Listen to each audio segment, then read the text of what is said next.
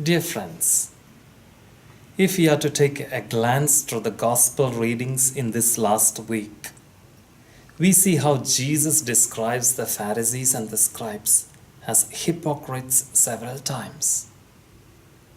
And today's Gospel too is not an exception. Well did Isaiah spoke about you, hypocrites. Quoting Isaiah, Jesus tells, "These people honors me with their lips, but their hearts are far removed from me." Now, hypocrisy comes from the Greek word hypokrites, meaning a person who acts or pretends. There is no congruence between what one is and the way one behaves. Now, if we analyze human nature, we come to know that this discrepancy is actually a learned behavior over the years. For example, a child has no duplicity in it. When it feels like crying, it cries. When it feels like laughing, it laughs. And when it feels angry, it shows.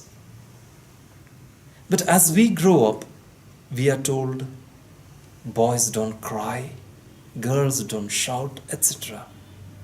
Now, this makes people often pretend.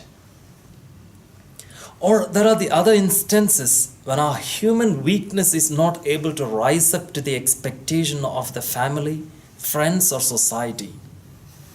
To overcome this, we tend to wear masks.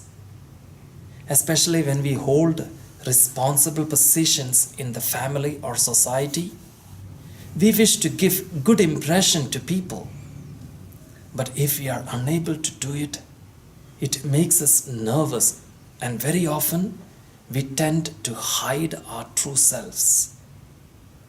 We notice a disparity between what we project ourselves to be and what we truly are inside of us. Now, what is the remedy for this? One remedy probably people adopt is to continue wearing masks and go around. But that only betrays our own very selves. And Jesus has strong words against such group of people, and we heard that in the gospel today. The second remedy people adopt is to hide themselves or close in on themselves, afraid of the world and people's criticisms.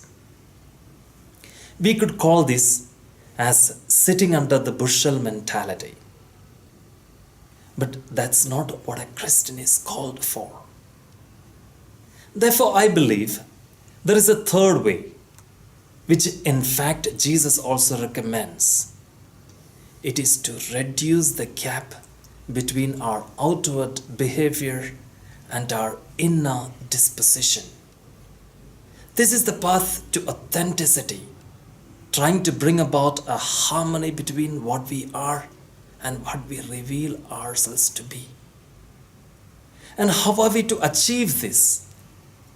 Let us go back to the example of the child who laughs when it sees another laughing, rejoicing with those who rejoice, as St. Paul would call it, and cry when it is pained or when it sees the pain of others, showing mercy and compassion to people, and depicting no duplicity in our attitude and behavior. There's an incident told in the life of Mother Teresa. One day she was walking along the streets of Calcutta, and she saw a woman lying half dead, full of sores, starving. Mother Teresa took the woman to her hospice, washed her, changed her clothes, and fed her. It seems that lady, before dying, told Mother, "I do not know anything about your God, but I know that your God is love because you loved me." Dear friends, this is the path to authenticity. This is the path to holiness. This is the path to godliness. Because God is said to be a perfect harmony of what He is and what He reveals Himself to be. That's why we call Him Unum Verum Pulchrum, oneness, truthfulness, and beauty, or Satyam Shivam Sundaram. Let us also trace this path towards authenticity and holiness in this coming week by trying to bring about a harmony between what we are inside and what we show ourselves to be outside. God bless us all. Amen.